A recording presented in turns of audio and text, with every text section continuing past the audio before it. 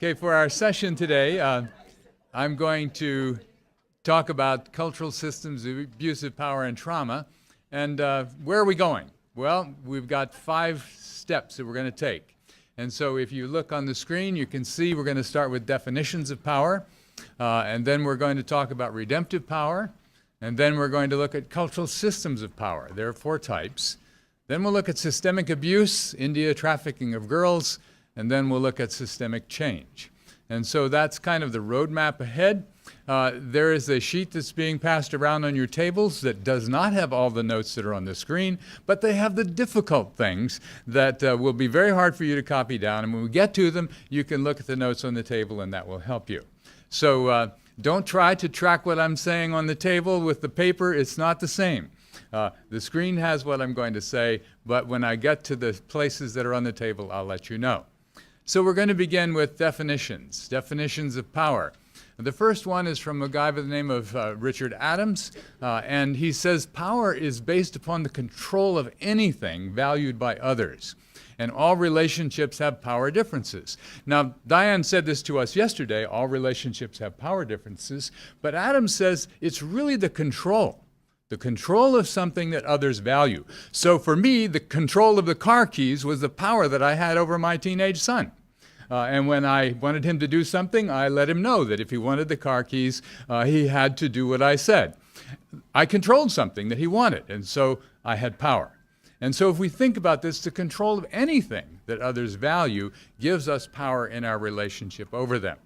Now, the second definition I have also focuses on control. This is from a colleague of mine at Fuller Seminary, Marguerite Schuster, and she says that control is really about human will, engaging structure to produce intended effects in the world. So the second piece here is we have will. What we want, what we desire, what we will to do. And when we will something, engaging the structures that God gives us, our families, our relationships, our social structures, when we have will engaging those structures to produce some kind of intended effect, that's power. We want something. We want something to happen. We want it to happen in a right way. And so this human will is a very important part of this thinking about power. And Schuster goes on to say that we often get our meaning and significance in relationship to the amount of power we have. Now that's important because if we feel good, we feel significant when we use power, then that is an incentive for us to use our will to get power and to exercise it in terms of our relationships. Now, the third definition I want to look at comes from our colleague who lectured yesterday, Diane Langberg, the capacity to subdue and rule. And so it's that will using our capacity to rule over, to subdue others. And so it's an ability, a capacity, a strength, exercised to influence, shape, or command other kinds of people. And she also says that vulnerability is the key part of this, that we are susceptible to attack, injury, or exploitive power. We are vulnerable when others have this strength and capacity to subdue or rule. So 3 things. Control is based upon something that other people value. It's using our will to get what we want. And it's the capacity to subdue and rule over others. And those are the things that I'm going to be talking about today in reference to social relationships. I'm going to first talk about power exchanges because power exchanges happen in our relationships. And so when we use our will to engage structure of any kind for or against others, it's a power exchange.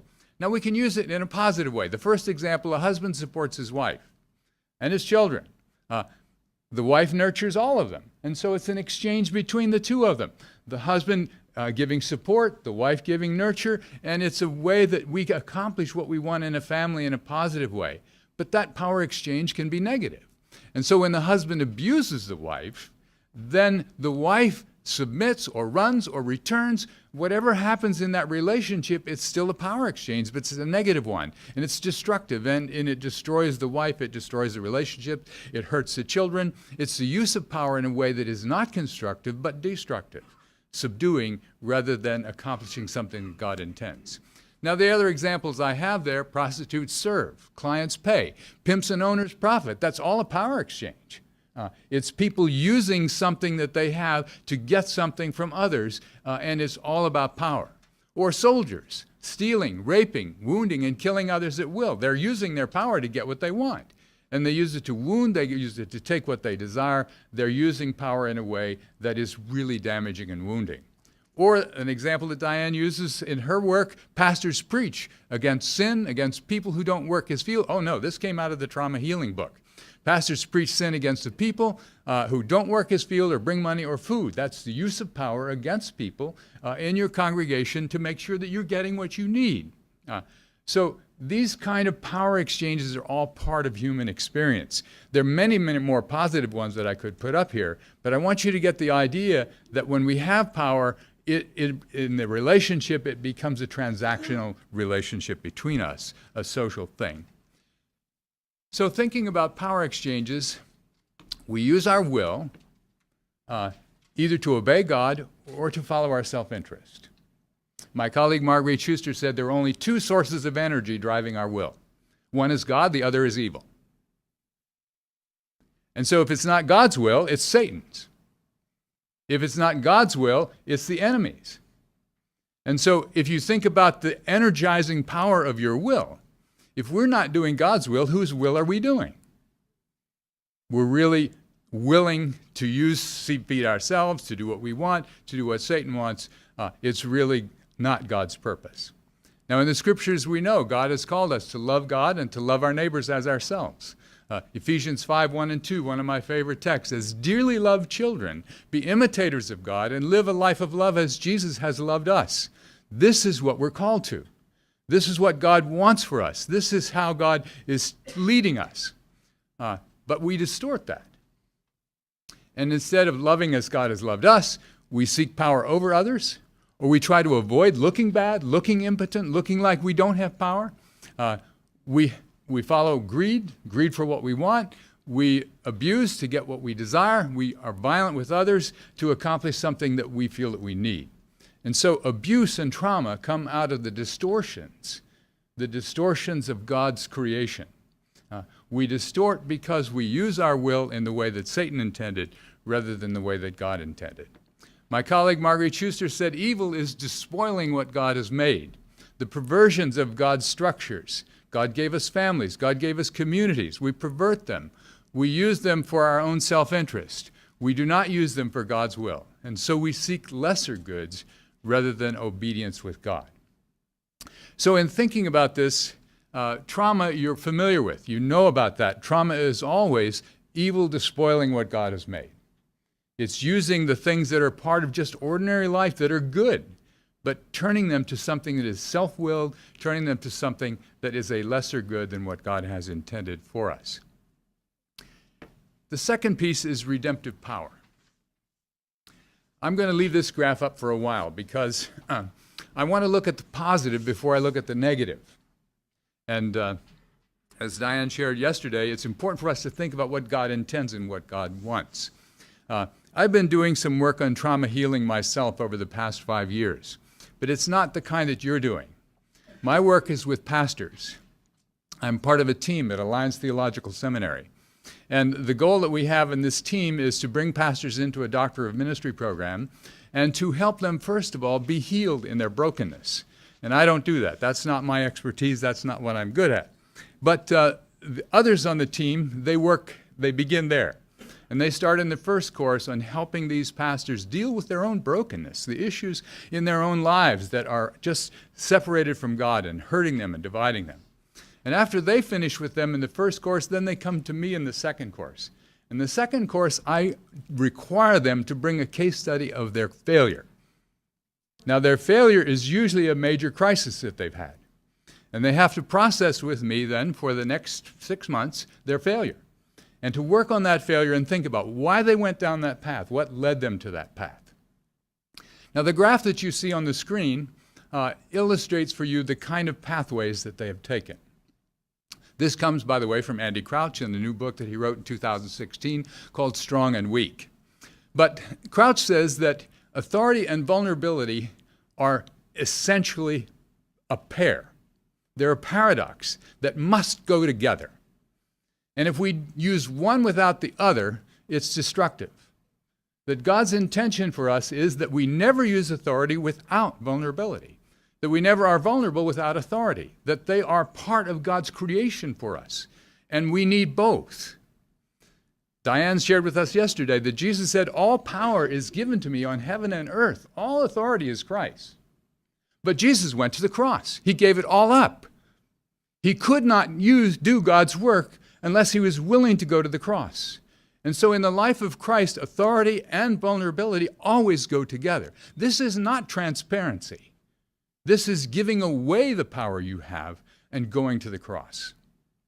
And so as we think about authority and vulnerability, Crouch argues that the only way we can flourish is that we understand that both of those have to go together. A leader that focuses on authority without any vulnerability is not going to go to the cross and is going to exploit. A leader who focuses on avoiding authority and vulnerability is going to withdraw. And that is really not what we're called to at all. That's avoiding risk. That's withdrawing and hiding from the tough things that come in life. A leader that focuses only on the vulnerability and potential loss is suffering, and again, cannot flourish. They have to go together. Now, the interesting thing, I have 129 leaders that I've worked with over the past 5 years. And in analyzing the case study of those 129 leaders of failure, 55% of them ended in the exploiting quadrant. 55% of them used control and power to get what they wanted, and it destroyed them and destroyed their ministries or destroyed people in their ministries. It was a wounding thing for all of them. 55% of the 129. Okay? 29% withdrew. The work was so painful, they said, I quit. The work was so painful, they said, we can't do this anymore. They avoided shame and they avoided conflict. They didn't like either one of those, and the crisis put them in places of shame and places of conflict, and so they said, I quit. I'm out. I withdraw. 16% were still suffering. They felt like they had no authority, that they'd been disempowered, that they were struggling, they were weak, and they thought this ministry is a terrible thing, and they were wounded in their ministry. Now, everyone who came had to bring a case study of their failure, and everyone had to analyze it. And at the end, they recognized that in some way or another, they had not understood how to bring together both authority and suffering of Christ at the same time and together in this journey. We cannot lead unless we understand that both of these are crucial to our leadership. Judy, why don't you come and help us process this a bit?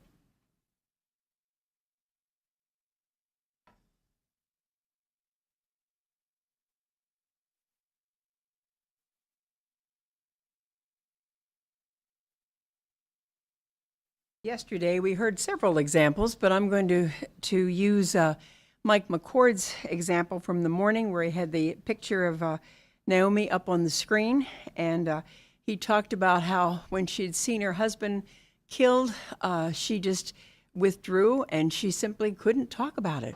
And remember, he said she went back to her family, and then she was able to come to a trauma healing workshop, and the facilitator, Magdalena, first told her story, and then once she told her story, then it enabled Naomi to actually speak up. So if you look again at this diagram here, Magdalena was in the authority position as a facilitator in the trauma healing, and Naomi was the one who was suffering, and having both of that. Being able to share the story allowed her to share the story. Now, we've seen this over and over. We have a very close Korean friend who was a missionary in one of the stands, and she and her husband were there for several years, and they had tremendous numbers of crises and a tremendous amount of woundedness that they experienced. And when they came back, she came to Fuller to do a degree. And then she began to realize that these Korean missionaries had the same kinds of experiences that you saw with Naomi, where they had tremendous trauma in some of the places where they were, but they were unable to talk about it because culturally this was not acceptable. You had to talk about successes but not failures. And so that made it very, very difficult for them. And the interesting thing to me was that when Una was doing her dissertation research, one of the things that she wanted to look at were these crises that missionaries had. And so she was sitting and talking with us, and we said, Una, if you're going to do this, you have to tell your story. Now, we had never heard her story of failure. We'd known her for quite a while, but she didn't tell it.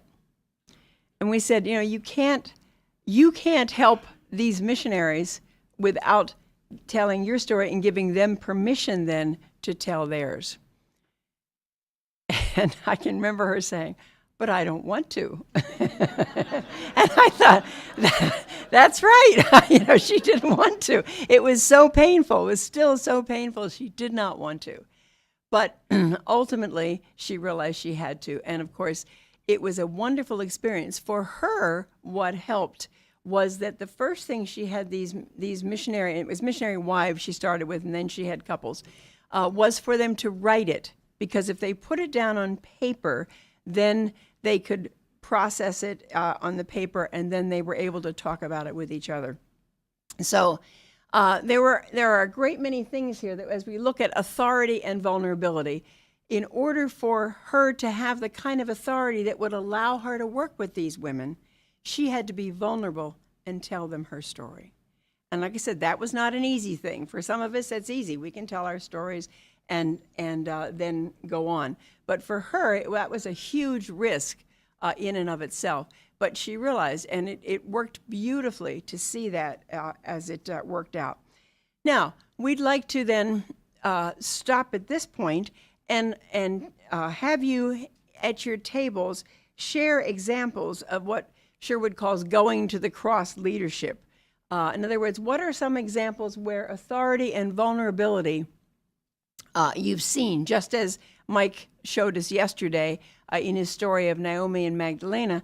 I'm sure all of you have stories where you've been in the authority position or you've seen someone else who has been able to do this and to do it with the vulnerability that allows them to be in the positive area of working in God's strength and not theirs. So I want to take, what did we say, 10 minutes? Yeah, something like that. I hate to make it so short because you barely get a chance to talk. But if you would just take a few minutes and try and just look at some of the examples among you at your tables. That just helps to show, okay, what does this look like in actual practice in trauma healing? If I could invite you to come back.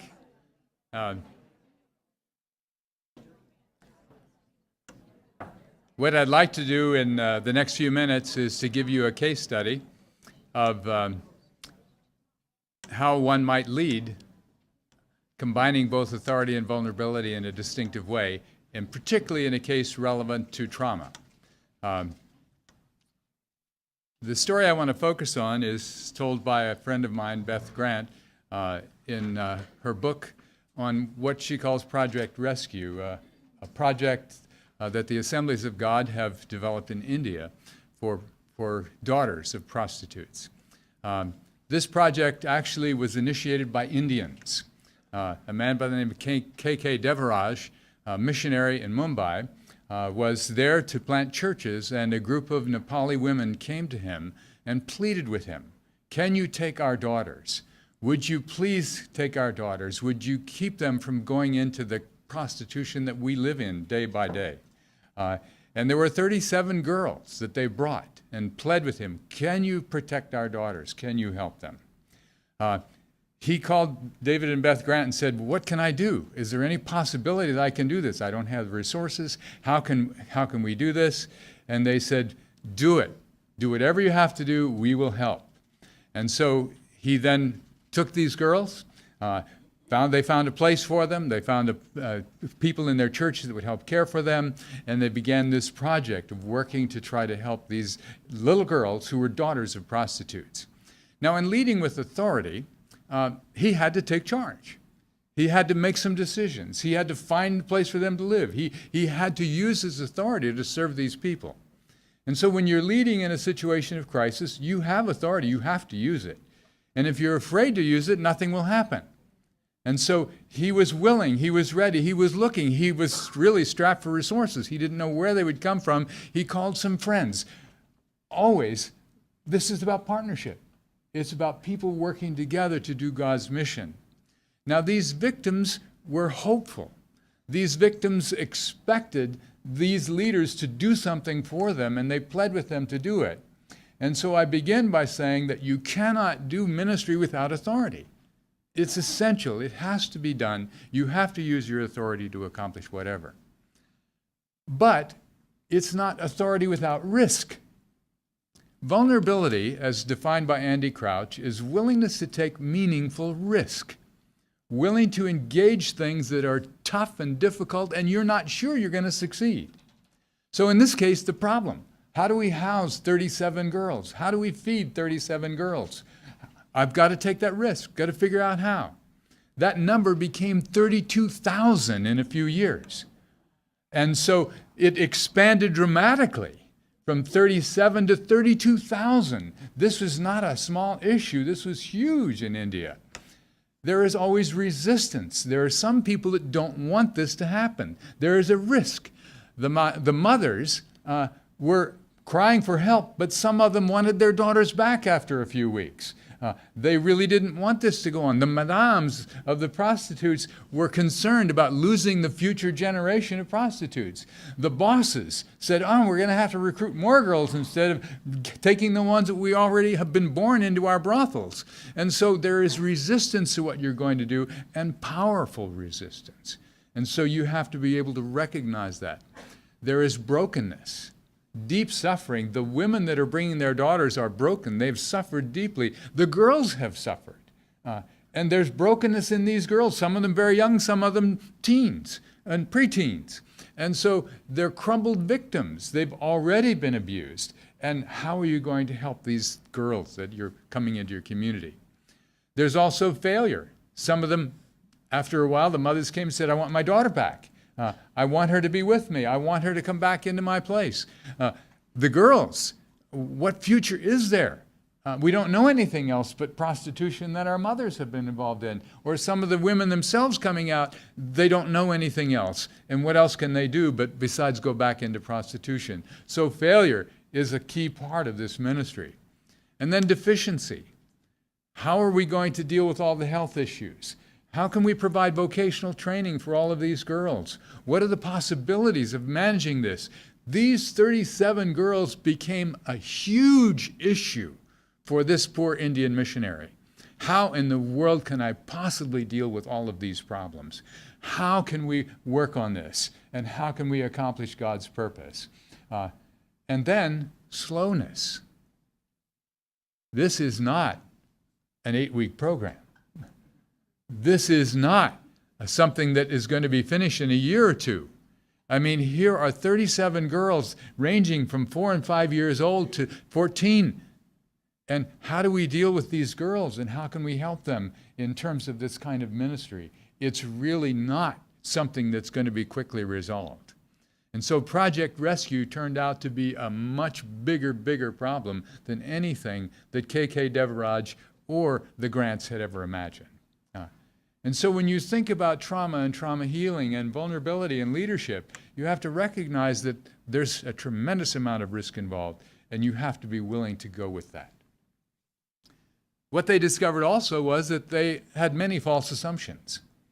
And this is something I find with every leader, that in their case studies of failure, they always have failed partly because of false assumptions which they never recognize. They don't see that they're making false assumptions. They don't believe they're making false assumptions. They think they're assuming the right thing. False assumptions are epidemic, and they're a critical part of all ministry challenges. Assuming we know what these victims needs, underestimating the spiritual and systemic battle that is going on among the women, among their daughters, and among the people that are the bosses of this whole slavery situation. And then discovering that not all of the victims of sexual slavery want to leave. That's stunning. How could this be that they wouldn't want a different kind of life? But they know nothing else. And they have been brought into this when they were so young and malleable, and they're completely broken and completely indoctrinated into this lifestyle, and they know nothing more. And then we have illusions about our own expertise. We assume that we can do this. And oftentimes, as Americans, we assume we can do it by ourselves. And you can't. It's body work. There's no possibility of doing this alone. You have to work with the body of Christ. You have to work in the body of Christ. To me, this is Americans' biggest flaw. Gert Hofstede has done a survey of employees in middle-class organizations around the world. And in 77 countries, he says the United States is the absolute top in terms of individualism. We are higher in our value for individualism than any other nation in the world. Close behind us is Australia. But they're not as excessive as we are. Not quite. And so you have this huge individualism among us. We think we can do it by ourselves. We can't. It's not an individual task. It requires the body of Christ, and this is a critical part of this ministry. And then, of course, they discovered very quickly that this is a long-term commitment. And so oftentimes, we're not ready for long-term commitments. And particularly in our generations today, 2 years is a long, long term. 2 years will mean nothing to many of these girls. They're too young. They've got to be cared for a longer period of time. And so this is a long-term strategy. And so leading has to be both authority and vulnerability. If we don't understand that this means going to the cross, this means giving up a lot, this means sacrificing ourselves and even our authority to get this job done, we can't do it. But there are things we can do.